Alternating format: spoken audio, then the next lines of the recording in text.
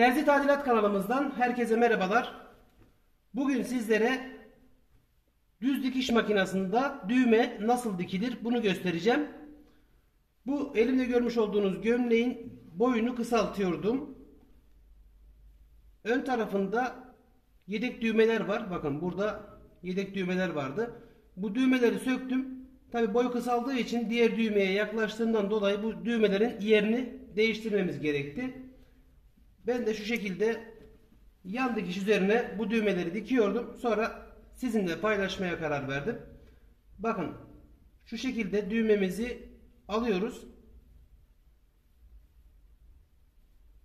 Dikeceğimiz yere koyuyoruz. Makinamız kapalı. İğnemizi düğmemizin deliğinden geçiriyoruz. Bakın şu şekilde batırdık. Ayağımızı indiriyoruz. Tabii bu arada adım ayarımız düğme deliği arası kadar olacak. Pedala basıyoruz. Elimizle kasnağı çeviriyoruz. İkinci delikten iğnemiz geçtikten sonra hafiften ayağımızı kaldırıp düğmeyi geri çekiyoruz ve ilk deliğe iğnemizi batırıyoruz. Şu şekilde ayağı indiriyoruz. Diğer delikten geçiriyoruz iğnemizi. Hafiften ayağa kaldırıyoruz. İlk delikten geçiriyoruz. İkinci delikten bu şekilde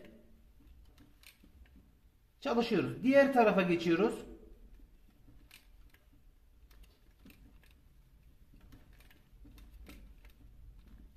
Bu şekilde düğmemizi dikmiş oluyoruz.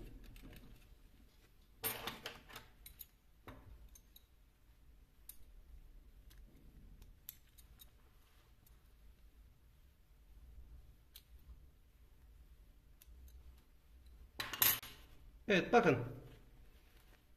Düğmemiz bu şekilde dikildi. Çok sağlam da oluyor. Elde dikmekten hem daha kolay hem de daha sağlam bir çalışma. Yedek düğmelerimizi buraya tutturduk. Şimdi sizlere bir parça üzerinde değişik boylarda düğme dikmeyi göstereceğim. Bakın mesela bu düğme 2 delikli, bu düğme 4 delikli. Bir parça üzerinde bunu göstermek istiyorum size. Şöyle yakın çekim yapalım. Evet. Şimdi 2 delikli düğmemiz var. Bakın şu düğmemizi dikelim.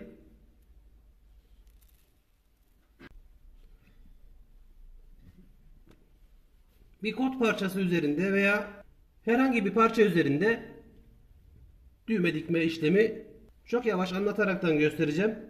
Bakın düğmemizi dikeceğimiz yere koyduk. İlk delikten, bakın şu delikten, bizden tarafta olan değil de karşı tarafta olan delikten iğnemizi geçiriyoruz. Ayağımız havada, bakın şu şekilde geçirdik iğnemizi. Ayağımızı indiriyoruz. Tabi adım ayarımız iğne deliğimizin aralığı kadar olacak. Bakın.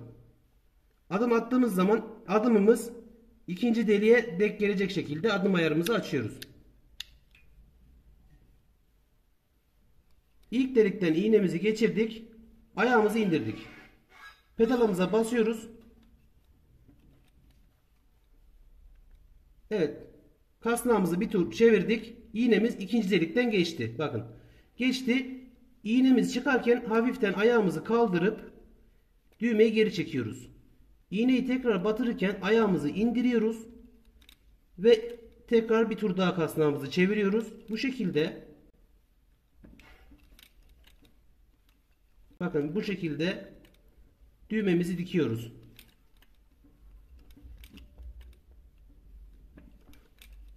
İstediğiniz kadar dikiş atabilirsiniz.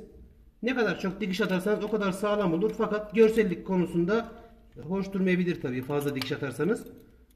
Bakın bu şekilde çok temiz bir çalışma oluyor. Aynı zamanda sağlam bir çalışma oluyor. Bakın. Çok sağlam bir çalışma oldu. Şöyle düğmemizi diktik. Şimdi şu görmüş olduğunuz düğmemizi dikelim ve bu düğmemizi dikelim. 4 delikli bir düğme. Adım ayarımızı biraz kısalım. Düğmenin deliklerinin aralığı birazcık kısa olduğu için. Evet, bu şekilde düz dikiş makinesinde düğmemizi çok rahat bir şekilde dikebiliriz. Hemen diğer tarafa geçiyoruz. Çok kısa zamanda düğme dikmiş oluyoruz makinede. Elde uğraşmaya hiç gerek yok. Bakın bu şekilde. Hemen geçelim diğer düğmeye. Adım ayarımızı kısalım. Düğmemiz küçük. Eğer iğnemizi yanlışlıkla düğmeye denk getirirsek, deliklerin haricinde bir yere denk getirirsek düğmemiz kırılabilir. Ona da dikkat edin. Eğer yedek düğmeniz yoksa sıkıntı yaşayabilirsiniz. Hemen şöyle. Evet, çok yakından çalışmamızı görüyorsunuz.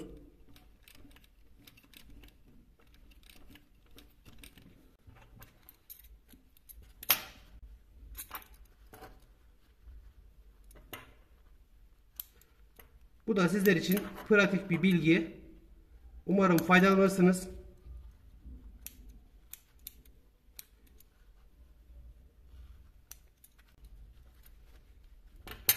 Evet, çalışmamızı beğendiyseniz beğen butonuna tıklamayı unutmayınız. Ayrıca kanalımıza henüz abone değilseniz abone olmayı da unutmayınız.